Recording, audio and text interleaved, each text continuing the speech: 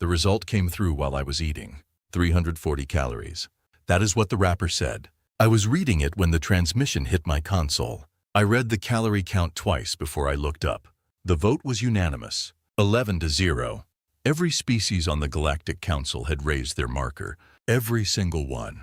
And the resolution read aloud by the Council Secretary in that particular diplomatic voice.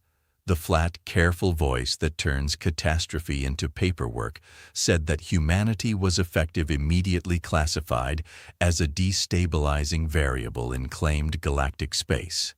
Not a threat, not an enemy, a variable. We were not conquered. We were not defeated in any war. We were filed away, stamped and sorted and placed in the category of problems that had been handled. I sat at my console in the observation deck of the Fleet Command ship and read the calorie count one more time. 340. The nutrition packet was standard issue, chalky, slightly sweet in a way that reminded me of nothing good. I had been eating them for 11 years, ever since I took my first posting on an orbital station above what used to be called New Acre. I had eaten them on bad days and good ones.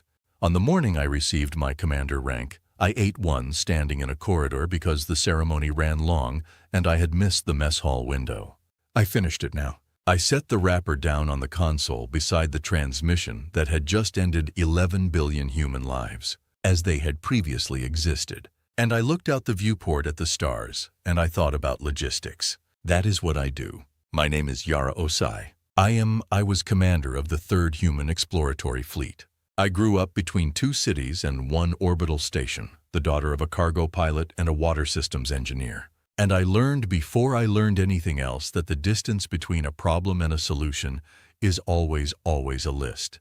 So I made a list, 90 days. That was the window the Council had written into the resolution in clean legal language that I suspected had been drafted weeks before the vote. 90 days for humanity to vacate all claimed space to pull our ships, our stations, our colonies, our people out of every system. The Council had charted and surveilled and quietly decided belonged to someone else. 11 billion people, 40,000 ships, if you counted everything, military, civilian, research, cargo, colony transports that had not been designed for deep unmapped transit and would almost certainly struggle in it.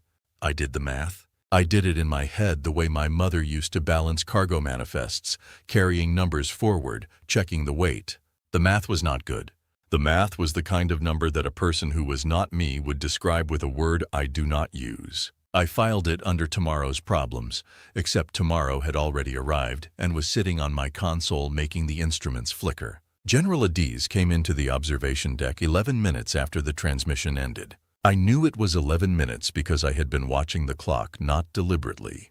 My eyes just kept finding it the way they find a loud color in an otherwise plain room. She was 62 years old. She had survived 3 separate armed conflicts, 2 political purges of the military command structure, and 1 genuine attempted assassination that she had never spoken about publicly, but that everyone in the fleet knew had happened. She was the kind of person who did not need to raise her voice, because her voice at normal volume already sounded like a final decision. She looked at the viewport for a moment, then she looked at me. She said 7 words, "Find us somewhere they did not map." Then she left. I sat with those 7 words for a long time. The observation deck was empty except for me. Outside I could see the running lights of a dozen ships in the fleet, tiny and patient, orbiting in formation as if nothing had changed, as if the universe had not just quietly reclassified their passengers as inconvenient. The Council's reasons, as stated in the resolution, were technical.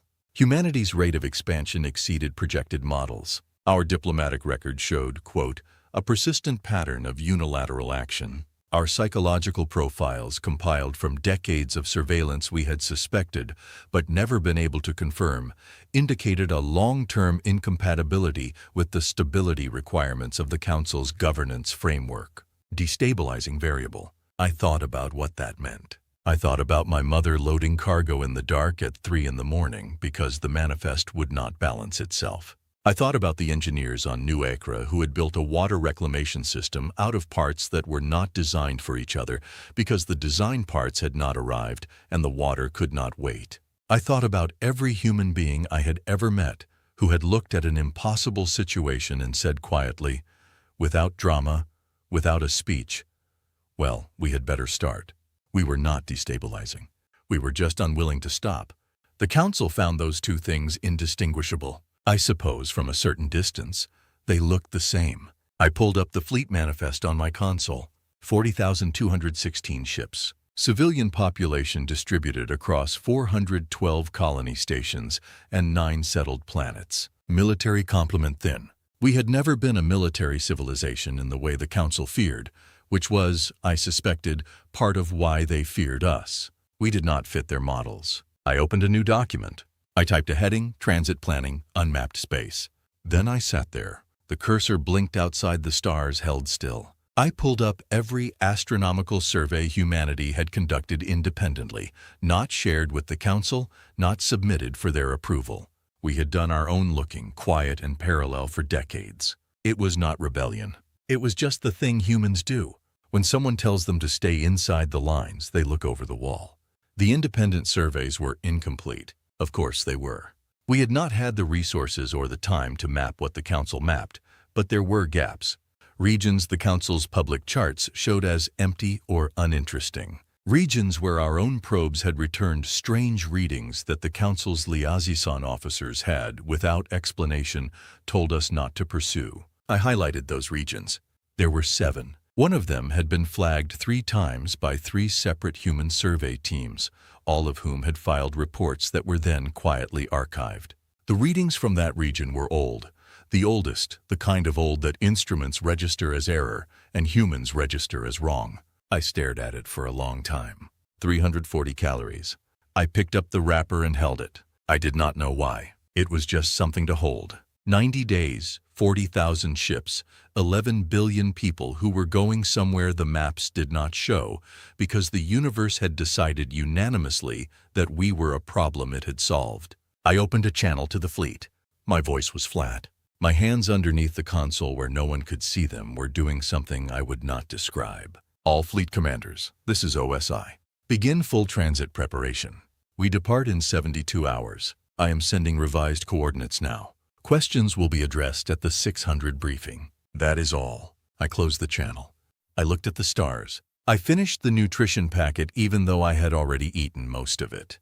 340 calories. I read the number one more time. Then I opened the transit file and started the list. Week 1 was numbers. That is the only way I know how to say it. Week 1 was nothing but numbers, fuel ratios, transit windows, population distribution across hull types, the cold mathematics of how many people fit into how many ships when the ships were not built for this, and the people were not ready for it.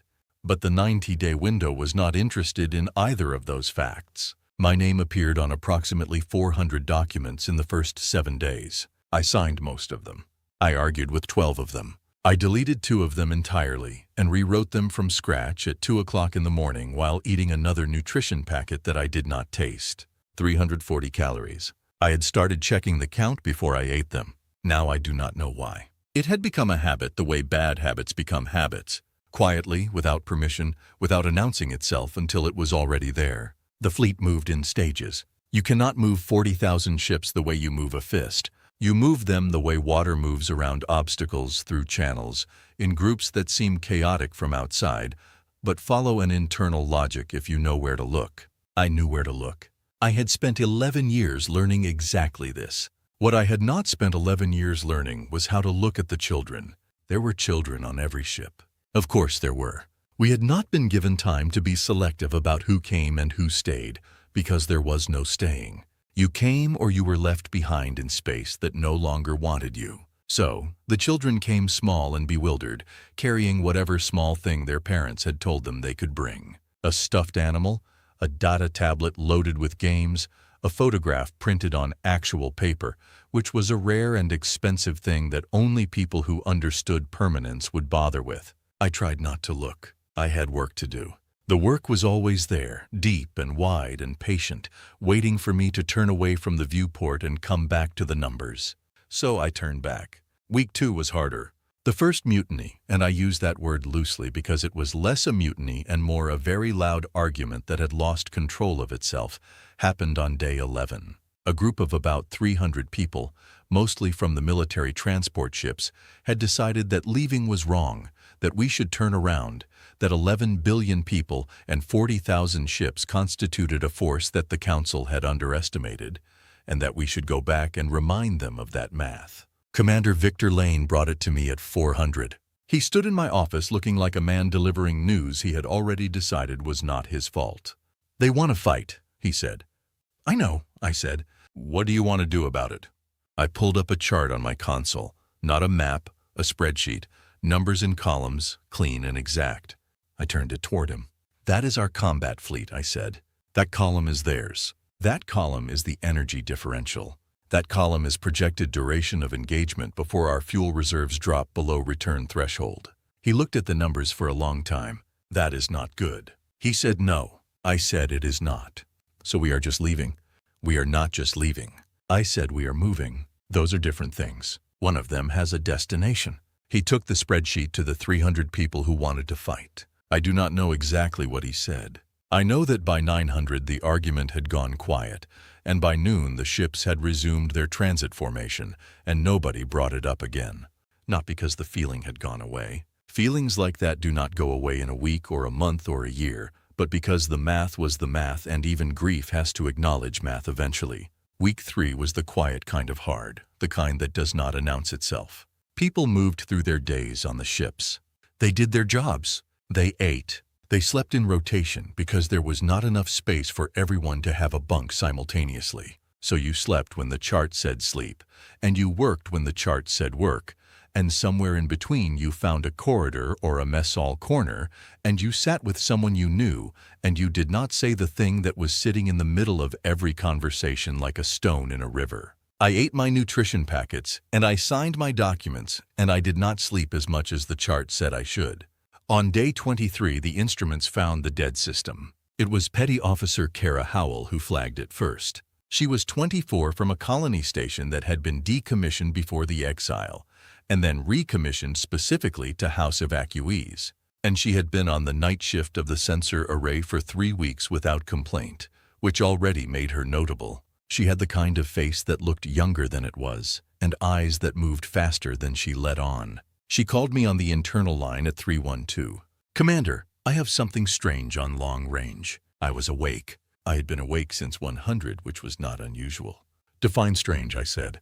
"There is a system on the edge of our transit corridor, not on any chart. Council surveys show this region is empty. Our own probes show nothing on record, but the long-range array is picking up mass concentrations consistent with a star system, a large one, multiple planetary bodies, and the age reading on the stellar material is." She stopped.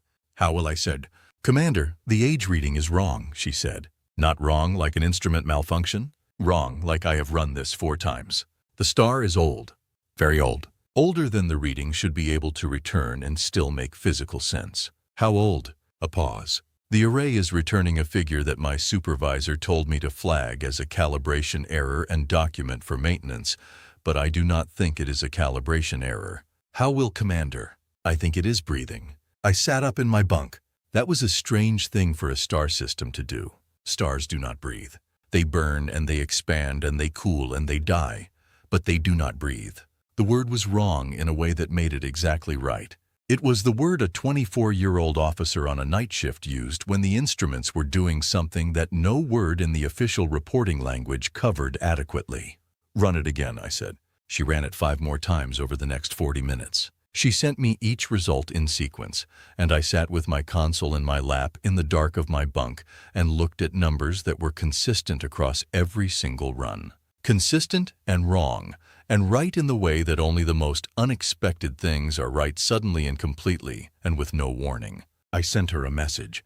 "Good work. Document everything. Tell no one on your shift until I give the word. I will be on the bridge in 10 minutes. I got up. I put on my uniform in the dark. I picked up a nutrition packet from the shelf beside my bunk, looked at the calorie count, 340, and put it in my pocket without eating it. Then I went to the bridge. The fleet was still in formation outside the viewport. 40,000 ships, running lights small as stars, moving in the dark between the stars the Council had named and the stars that had no name yet. All those people, all that weight.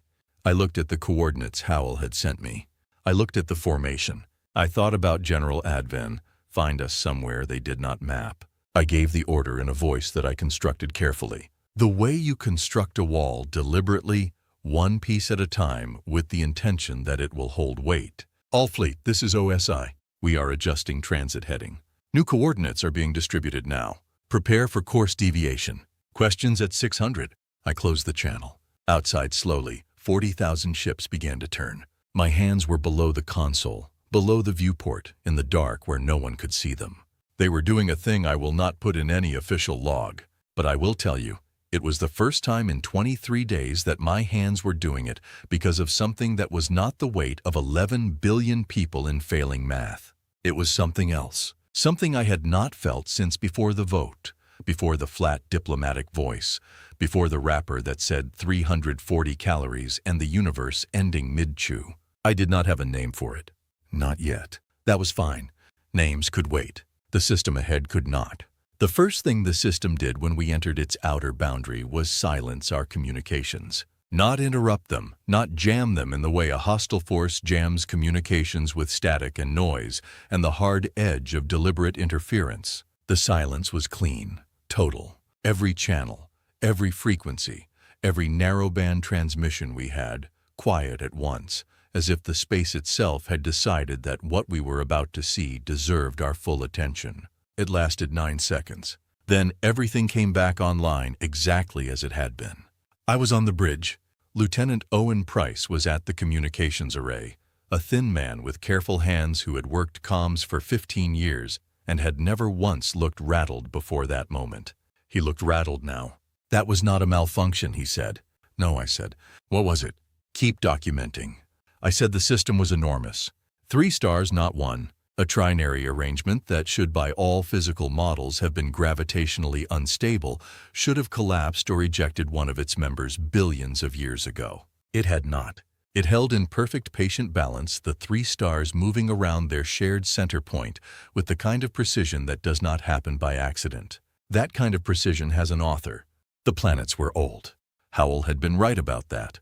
The surface readings coming off the nearest planetary bodies showed geological records stretching back further than our instruments were comfortable expressing. Our computers kept flagging the numbers as possible errors. I kept clearing the flags.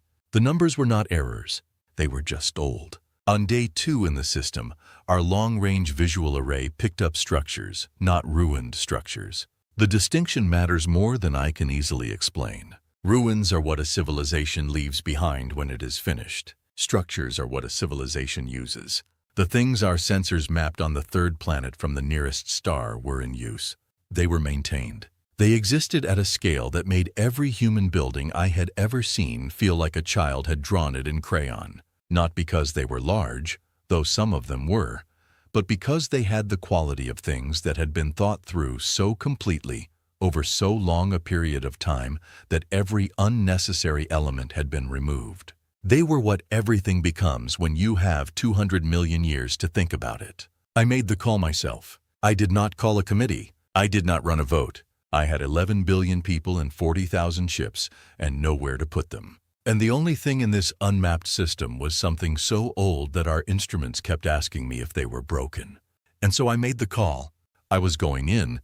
Commander Owen Price told me in the polite and precise way he told me most things that this was not standard protocol. I told him that standard protocol had been written for a situation that no longer existed.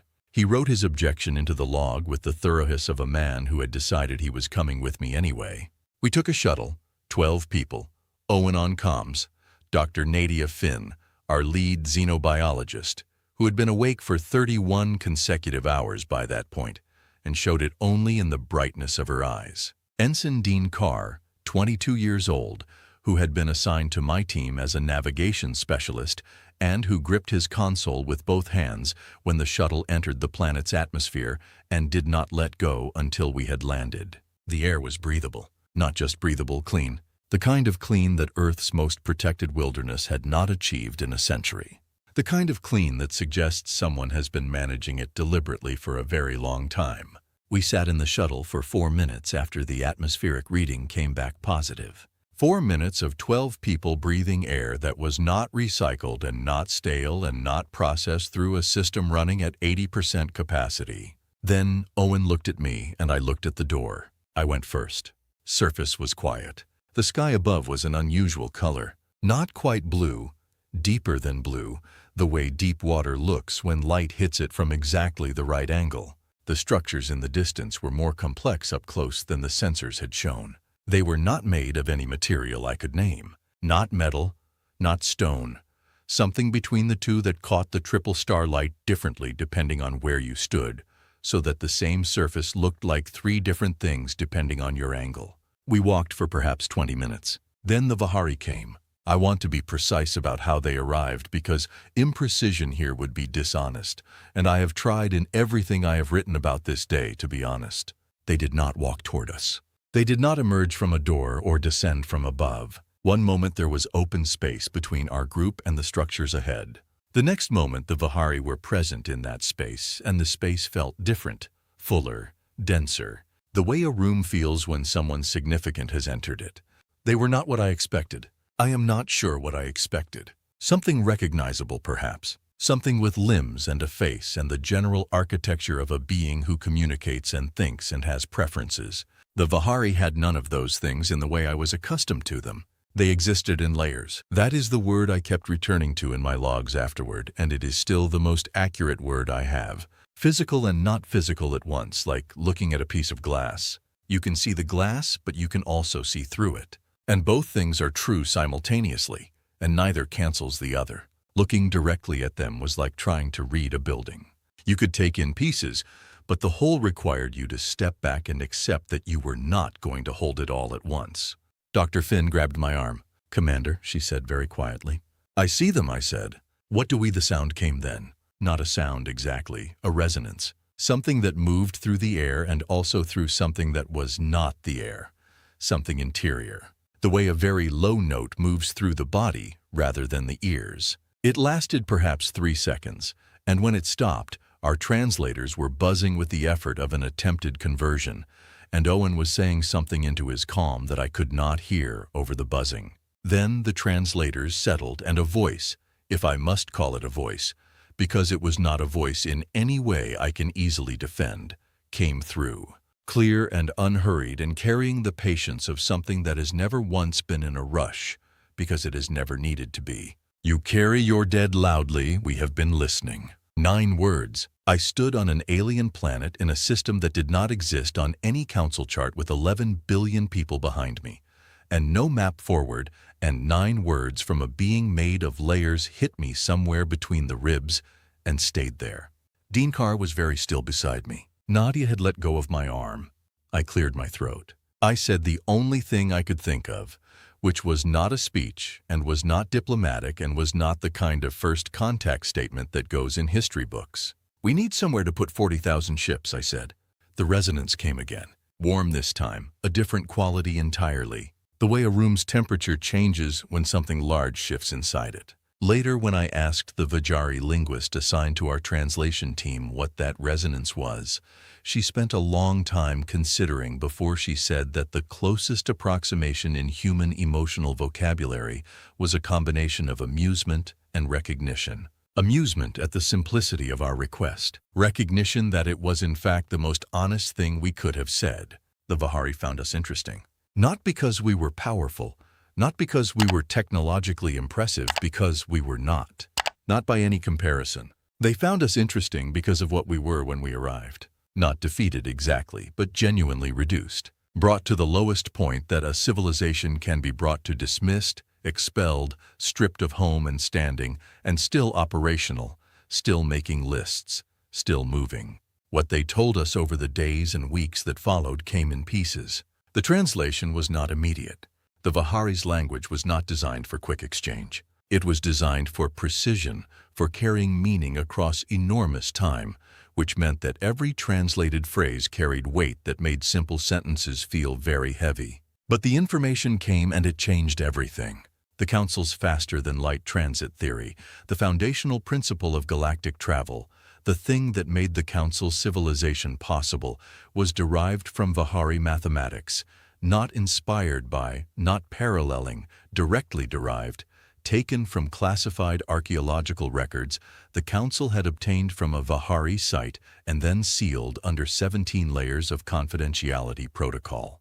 The Council's bioethics framework, their communication encryption standard, the gravitational modeling system that every space station in Council territory ran on. Vihari, all of it built on Vihari foundations that the Council had quietly taken, quietly used, and quietly never credited. The Vihari were not angry about this. That was the part that took me longest to process. Here was a civilization that had built the roads the Council drove on, had watched their work be taken and used and unattributed for thousands of years. And they were not angry. They were interested.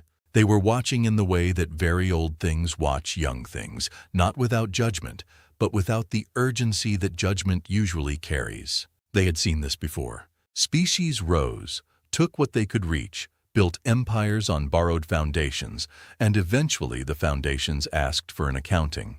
It always happened. The Vihari were patient. They had been waiting for someone. The Council threw away. They did not say this directly. The Vihari did not often say things directly. They said them in the way glaciers move, present and undeniable, and only obvious when you looked at the distance traveled. But I understood it sitting in the first Vihari chamber we were invited into. A space that seemed too large on the inside for its outside dimensions, and whose walls changed color in response to the emotional state of the people in it. I looked at that change. I watched the color shift and I understood. We were not the first species the Council had expelled. We might be the last they would expel without consequence. On day 31, I recorded a mission log. I was in my bunk, the system's deep blue sky outside the small window of the habitat module the Vihari had prepared for our forward team. I said several things into the recorder. I said that the knowledge transfer had begun slowly, carefully. The Vihari giving us access to mathematics and material science and energy principles that would take our engineers years to fully understand. I said that 40,000 ships were now sitting in stable orbit around the system's second planet, in positions the Vihari had cleared with the casual ease of people for whom clearing orbital lanes was not a difficult problem. I said that 11 billion people had hot meals and clean air for the first time in 31 days. Then I said, I think they have been waiting for someone the Council threw away. I think we are not the first. I think we might be the last. I stopped the recording. I looked at the ceiling. I started it again. I deleted everything after the meal count. Logged the fuel consumption instead. The fuel consumption was excellent, better than anything our engineers had projected. The Vihari had done something to our fuel systems that our chief engineer, a pragmatic woman named Clara Hobbs, who had never once used the word impossible, described as elegant in a tone that suggested she needed a moment to sit down. I told her she could have the moment. She took it, then she came back to work. That is the thing about humans. We always come back to work. The Council scout ship arrived on day 47. I knew it before our sensors confirmed it. There was a quality to the system that morning, a change in what I had started calling the Vihari frequency. That low background resonance that moved through the air and through the structure of things that was different from the previous 46 mornings. Quieter. The way a room goes quiet when someone unexpected comes to the door. Lieutenant Price confirmed it at 6:31. Long range has a contact, he said. Small vessel Council registry, Class 4 reconnaissance. They are holding at the outer boundary of the system. Are they scanning extensively? I picked up the nutrition packet from my console. I looked at the number 340. I put it back down.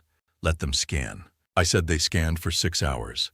I went about my work. I signed documents. I attended a briefing with Clara Hobbs about the progress on the fuel system integration. Excellent, she said again with that tone that still suggested she might need another moment, but was not going to take one. I had a conversation with Nadia Finnan about the Vihari communication protocols that had been unlocked in the last week. Structures of information transfer that made our own communication technology look like two cans connected by string. I ate the nutrition packet 340 calories. At 14:30, the scout ship sent a message. It was addressed to me by name and rank. It said that the Council was aware of humanity's presence in the system, that the Council's preliminary scans had returned data of considerable interest, and that the Council wished to initiate formal communication with the human fleet commander at the earliest opportunity. Considerable interest. I read that phrase 3 times. Then I sent a reply that said I would be available at 900 the following morning and recommended they bring their senior diplomatic representative. They brought Ambassador Vithe. I had heard of Vith Carey the way you hear of weather systems by reputation, by the damage left behind by the accounts of people who had been in the same room and came out with less than they had brought in. The ambassador was Sarathi, a species that looked to human eyes something like water-given architecture, fluid in form, iridescent, capable of changing the quality of their surface texture in ways that their diplomats used as a kind of paralinguistic communication that was extremely difficult to read if you had not spent years learning it. They were the Council's premier negotiators. They had never in any recorded encounter needed to apologize for anything. The meeting took place in a Vihari chamber. That was not accidental. I had asked the Vihari in the careful way you ask something several times older than your civilization for a favor, whether they would be present. The response had come in that weighted Vihari way, not yes or no, but the sense that yes was a given, that their presence in their own space required no invitation, and that they would be there in the way mountains are in a landscape, not intruding, simply present and impossible to ignore. I arrived first, Price at my left, Clara Hobbs at my right, which was a choice I had made deliberately. She understood the technology well enough to catch any misrepresentation, and her expression when someone said something technically inaccurate was difficult to miss. Vithkara entered with 3 aides. The ambassador stopped inside the doorway, not a planned pause, the kind of stop a body makes when it receives information that the mind needs a moment to sort. The Vihari were present in the chamber, 3 of them, or the visible layers of 3 of them, which was not the same thing. And the effect of their presence on Vithari was immediate and visible, even through the Sara's controlled iridescence. They knew what the Vihari were? Of course they did. They had classified that knowledge, sealed it, sat on it for 1,000 years.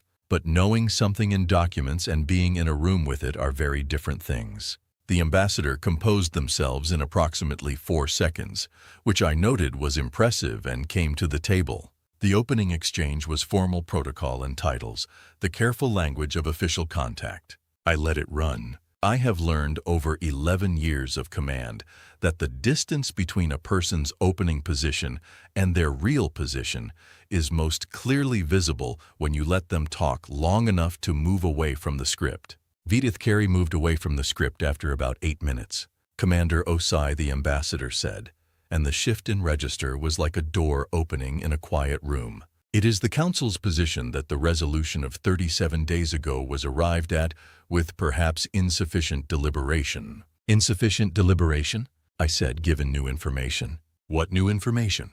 I asked. The Vihari, the technology, the foundations that the Council's entire civilization has been built on for 1,000 years without attribution. Is that the new information? A silence. Vith Carey's surface shifted slightly. The aides were very still. The Council is prepared to discuss a path toward humanity's conditional re-entry into claimed space. The ambassador said, I looked at the table.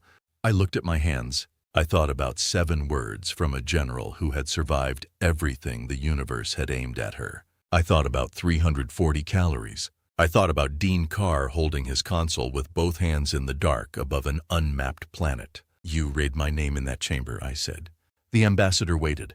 You read every human name in that chamber. In that voice, the voice that means the problem has been handled. You read the names of 11 billion people in that voice. And then you gave us 90 days and you went back to your other business. Commander, I am not finished. I said the Vihari presence in the room did something then. No sound, no visible movement, but the quality of the space shifted that weight, that depth, the sense of something geological paying attention. Vithkar felt it. The aides felt it. Everyone in the room felt it. We do not want back in. I said, I want you to understand the difference between what you think happened and what actually happened.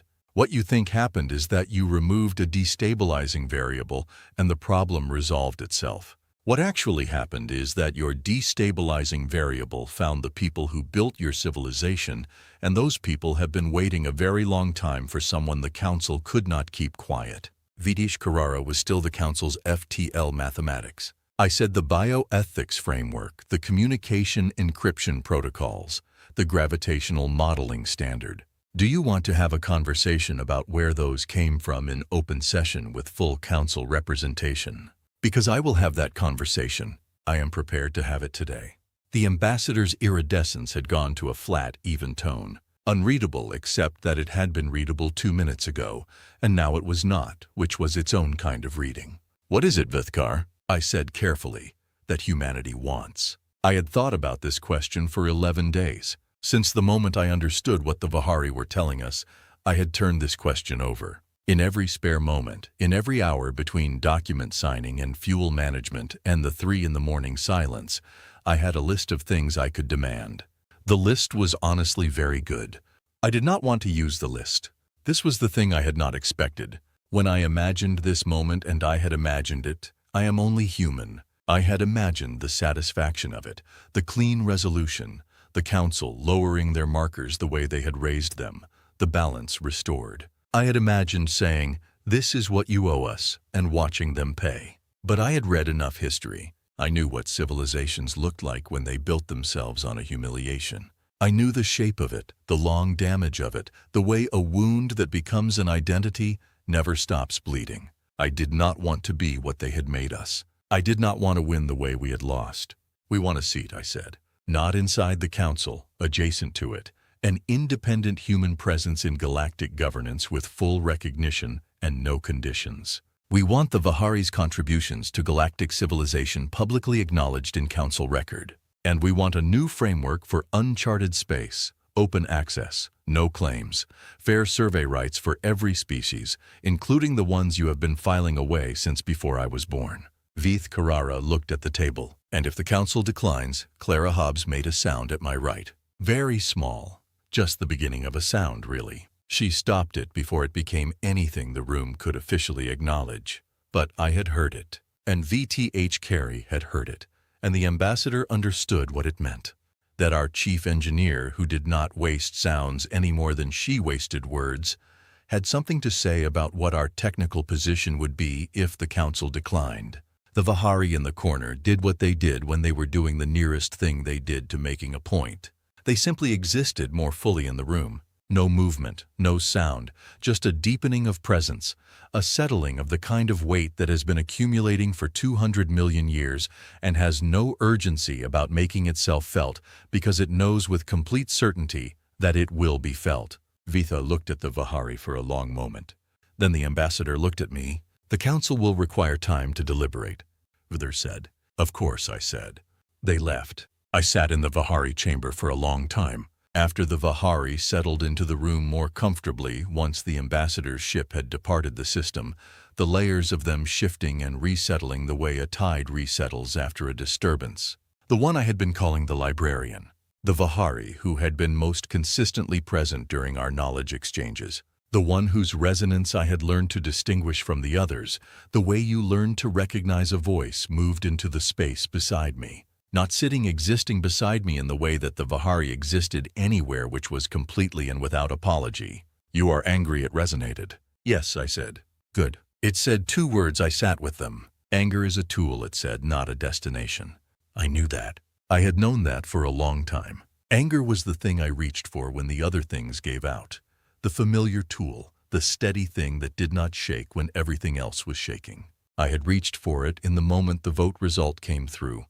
And it had steadied me the way it always steadied me, the way a handrail steadies you on stairs in the dark. But there was something past the anger now, a space on the other side of it that I had not been to before, larger than I expected, quieter. I did not have a word for it.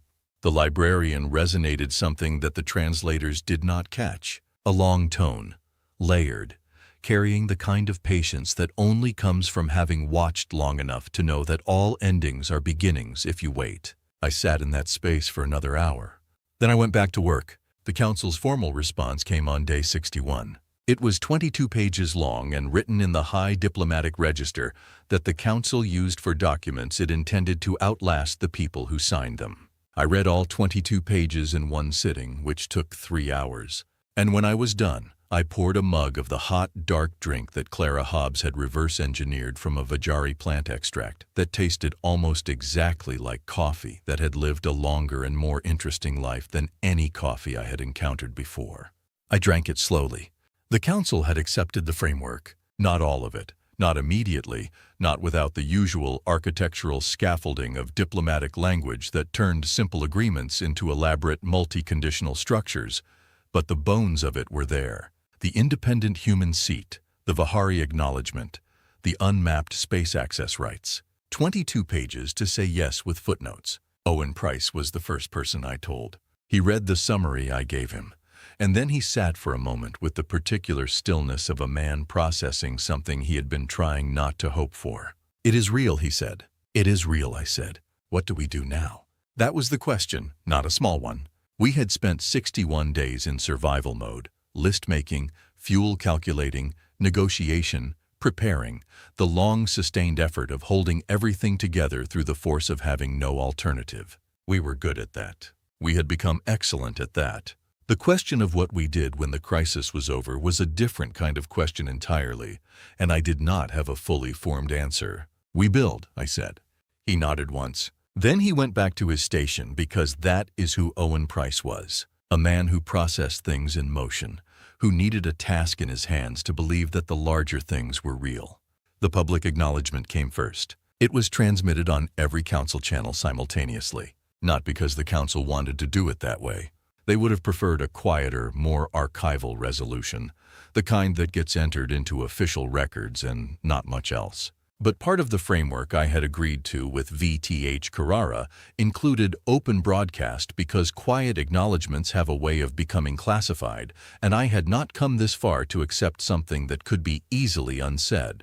The transmission went out in 17 languages and 11 species-specific communication formats. It said in official council language that the foundational principles of galactic civilization of faster-than-light transit, the bioethics framework, the communication architecture, were derived from work originating with the Vahari civilization, whose contributions had not been previously acknowledged in the public record and were now formally recognized. 17 languages, 11 formats across every communication channel. The council operated. I was on the bridge when the confirmation came through that the transmission had been received and documented. Owen was at his station. Clara was running a systems check on 2 of the cargo ships that had taken stress damage in the early transit weeks and were finally being properly repaired now that we had time and materials. Nadia Fenn was in the Vahari compound 3 hours into a meeting with a Vahari linguist about a translation difficulty she had described to me as a beautiful problem, which was how Nadia described most things she found irresolvable. The bridge was quiet, not the quiet of the first weeks, not the held breath quiet of people keeping their hands busy so their minds would not go somewhere they could not come back from. A different quiet, the kind that has room in it. "They are going to be angry," Owen said. "Not about us, about the council species, the ones who had been using Vahari mathematics for 1,000 years without knowing who had written it. The ones who would now know." "Yes," I said. "Is that good or bad?" "Both," I said. At the same time, that is how it usually works. The colonies were already building. The Vahari had opened 3 systems for human settlement. Not given, not transferred in the political sense, but open the way a host opens a home. Made available, maintained, watched over with that characteristic Vahari patience that asked nothing in return, except that we not forget where we were. The colony ships were moving in rotation. The cargo transports running the routes that Clarara's team had planned and replanned and finally settled on after the 3rd revision. People were landing on new ground. I watched the landing data come in each morning with the fuel reports and the engineering updates and the fleet status summaries. Numbers again. But different numbers. Not the numbers of survival, the numbers of beginning. The formal address was scheduled for day 70. I had been preparing it for a week, which means I had written it 7 times and deleted 6 of them. The 7th version was technically complete, but about 40% shorter than protocol suggested, and it contained a section about a nutrition packet wrapper that my communications aid. A young man named Paul Serrano had read twice and then said very carefully, "Commander, is this the right register for a formal address?" I told him it was. He made a note in the margin that said in his precise small handwriting, "Unconventional but clear." That seemed about right. The address was broadcast to the fleet and transmitted on council channels as the first official communication from humanity's new independent seat in galactic governance. I stood in the Vihari chamber, the same one where the negotiation had happened, where the librarian and I had sat after VTH Career 1 left, and I spoke. I said most of what I had prepared. Then I said the part about the nutrition packet, about 340 calories, about the way the transmission came through while I was eating, and I read the calorie count twice before I looked up about snorts, how the universe had ended mid-chew, and I had finished the packet anyway, because the calories were still calories, and the body was still a body, and the list that needed to be made was still a list that needed to be made. I said that was the most human thing. I knew how to tell anyone about what we were. The transmissions from across the council species recorded the address. I do not know what they made of the nutrition packet section. Some things do not translate. I had stopped being bothered by that. The things that translate, translate. The things that do not remain honestly, defiantly themselves, which is its own kind of communication. After the address, the librarian asked to meet. We walked in the area near the landing site of the first colony ship, a flat stretch of ground where the triple starlight came through at an angle that painted everything a deep, warm gold in the early hours. The librarian moved beside me in the way that Vihari moved, not walking exactly, but present in each location in sequence, the layers of them shifting in the light. We had developed something over the weeks. Not a friendship in any shape I could have predicted, but something with the structure of one, a mutual interest in honesty, an exchange that had depth without requiring that either of us fully understand the other. I talked. The librarian resonated. We had built a language between us out of pieces of several others, and it was imprecise and strange and absolutely adequate. "What do you call us?" I asked. The librarian was quiet for a moment. That weighted Vihari quiet that meant the answer was being given care. In our oldest register, the librarian resonated, and the translator worked through it slowly. "The word predates your planet's oceans. It means the loud ones who refuse to stop." I turned it over in my mind. "We will take it," I said. The librarian did the warm resonance, the one that meant amusement and recognition, and something I had never managed to find a single word for, but that I felt clearly every time it came. We walked a little further. "What will you do now?" the librarian asked. It was the same question Owen had asked. The same question I had been asking myself in the dark between 3 o'clock in the morning and whatever passed for dawn on a planet that had not had a human name for it long enough for one to feel right. "What we always do," I said. The librarian waited. "Make a list," I said, "then work the list." The resonance came again, longer this time, layered in a way that the translator gave up on and returned as, "Yes, that exactly that. All of it. Yes." I walked back to the base camp alone.